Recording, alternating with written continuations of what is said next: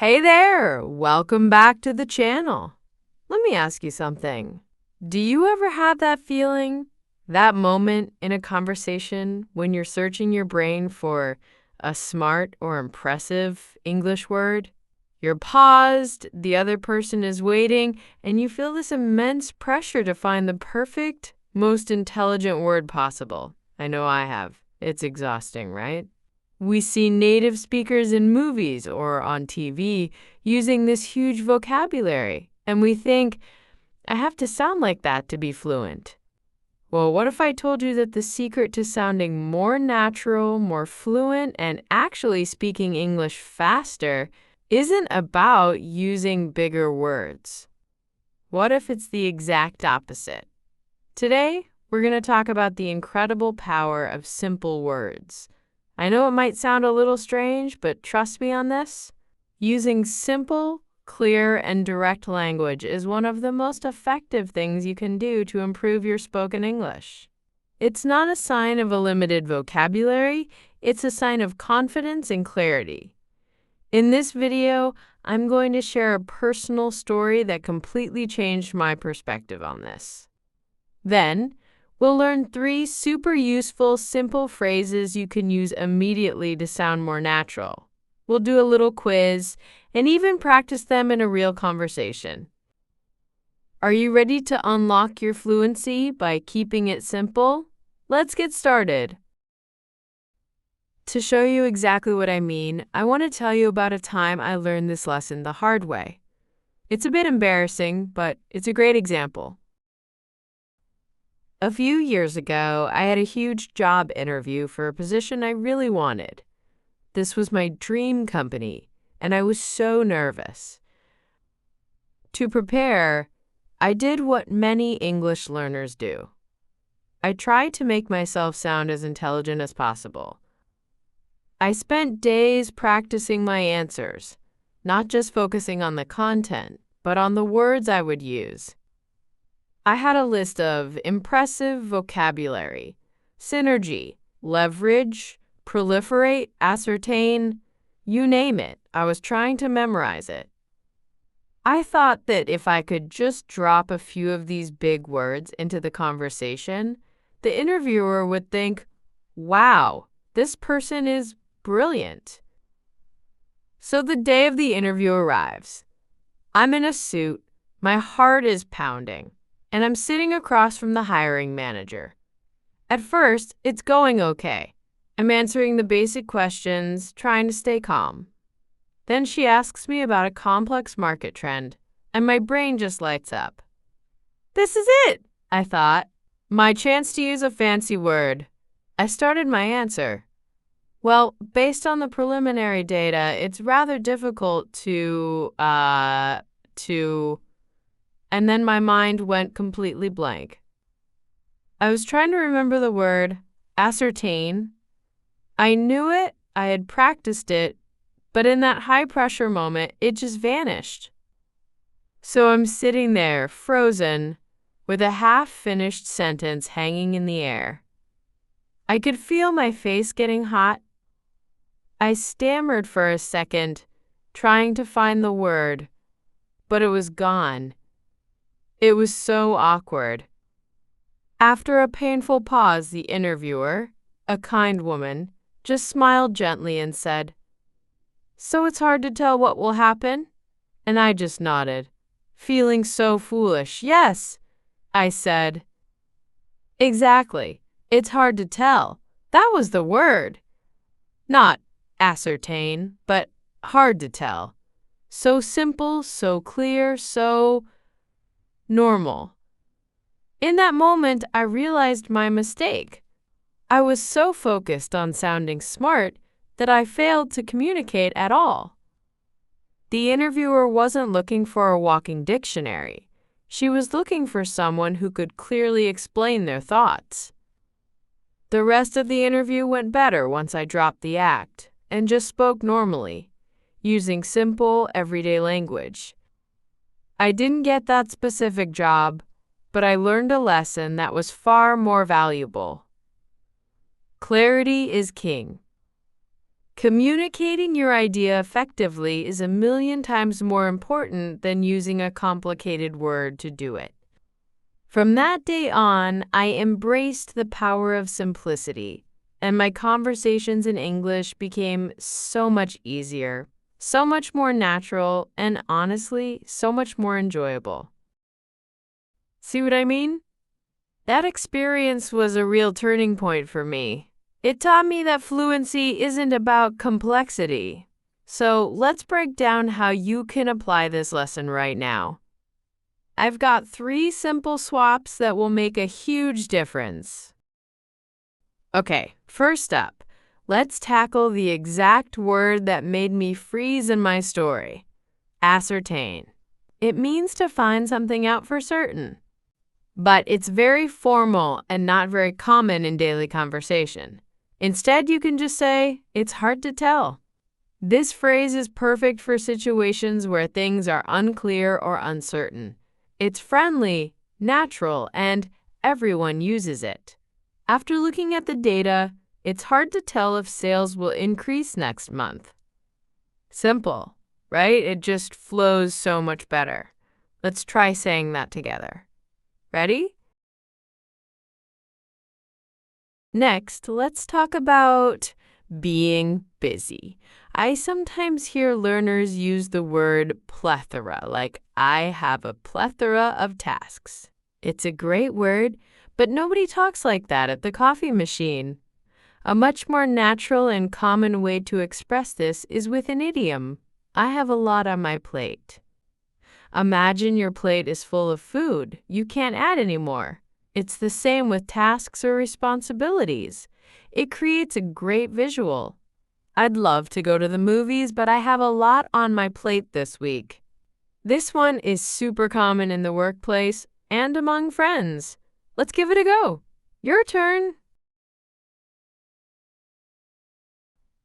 And our third point is about asking for more information. A formal way to ask this is, could you elaborate on that point? It's correct, but it can sound a bit like you're in a formal debate. For everyday conversations, a much friendlier and more inviting phrase is, could you tell me more about that? It shows you're interested and engaged, and it encourages the other person to keep talking. That's an interesting idea. Could you tell me more about that? This is a fantastic phrase for any conversation, and it makes you sound so curious and engaged. Let's practice it. Say it with me. Amazing work. See? Simple, easy, and effective. Now let's do a very quick check to see if you were listening. Don't worry, it's just for fun. Look at the screen. Which sentence is the best choice? Your boss explains a new project, but you don't understand one part. What's the most natural conversational way to ask for more information? Option A. Would you be able to explicate on the final point? Option B. Could you tell me more about that? Option C. I request that you furnish additional details.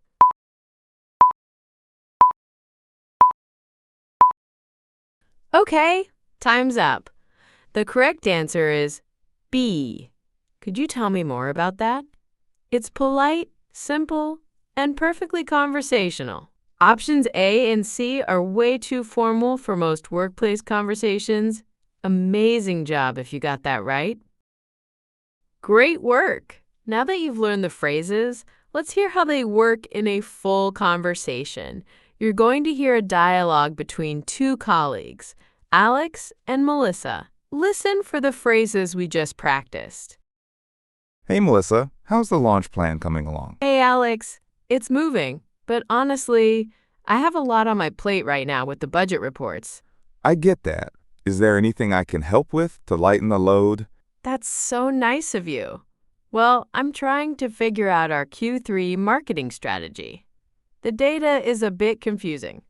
Oh, what's the issue? The analytics show a drop in engagement, but sales went up. It's hard to tell what's really happening. That is strange. Maybe the new ad campaign is working better than we thought.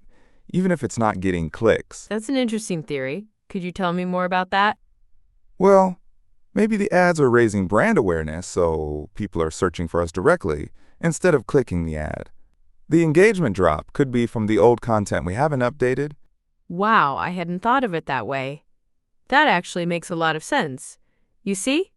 This is why I'm swamped. Trying to connect all these dots is tough when you have a lot on my plate. Totally understand. Why don't we block off an hour tomorrow morning to go through the data together? Two heads are better than one. You're a lifesaver, Alex. Yes, let's do that. It feels like it's hard to tell anything for sure when you're looking at it alone. No problem at all. We'll figure it out. Great. Did you hear them? Melissa used, I have a lot on my plate, and it's hard to tell, and then she asked Alex, could you tell me more about that? Let's listen again, but this time a little bit slower so you can really catch the pronunciation and rhythm. Hey, Melissa. How's the launch plan coming along? Hey, Alex. It's moving. But honestly, I have a lot on my plate right now with the budget reports. I get that. Is there anything I can help with to lighten the load? That's so nice of you. Well, I'm trying to figure out our Q3 marketing strategy. The data is a bit confusing. Oh, what's the issue? The analytics show a drop in engagement, but sales went up. It's hard to tell what's really happening. That is strange. Maybe the new ad campaign is working better than we thought, even if it's not getting clicks. That's an interesting theory. Could you tell me more about that? Well, maybe the ads are raising brand awareness, so people are searching for us directly instead of clicking the ad. The engagement drop could be from the old content we haven't updated. Wow, I hadn't thought of it that way. That actually makes a lot of sense. You see? This is why I'm swamped. Trying to connect all these dots is tough when you have a lot on my plate. Totally understand. Why don't we block off an hour tomorrow morning to go through the data together? Two heads are better than one. You're a lifesaver, Alex. Yes, let's do that. It feels like it's hard to tell anything for sure when you're looking at it alone. No problem at all. We'll figure it out. Hearing it in a conversation really makes a difference, doesn't it? Okay, let's do a super quick recap of our 3 powerful, simple phrases from today. First, when you're not sure about something, forget, ascertain. Just say, it's hard to tell. It's simple, clear, and perfectly natural. Second, when you're busy and overwhelmed, the best and most common idiom to use is, I have a lot on my plate.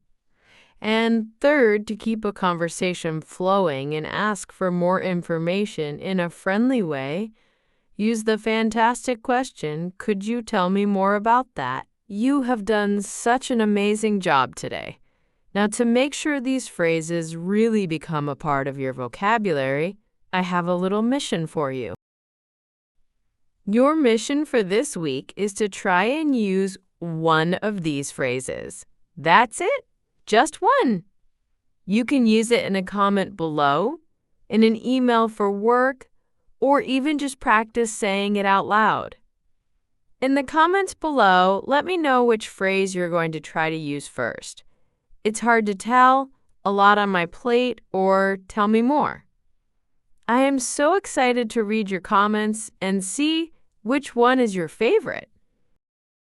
All right, that is everything for our lesson today. Thank you so much for joining me and for your hard work today. Remember, speaking English fluently isn't about the size of your vocabulary. It's about the quality of your communication. Simple words are your secret weapon. If you found this video helpful and you had some fun, please give it a thumbs up. It really means a lot and helps other learners find our community. And of course, if you haven't already, hit that subscribe button and the little bell so you never miss a lesson. Keep practicing, stay confident, and I can't wait to see you in the next video. Bye for now.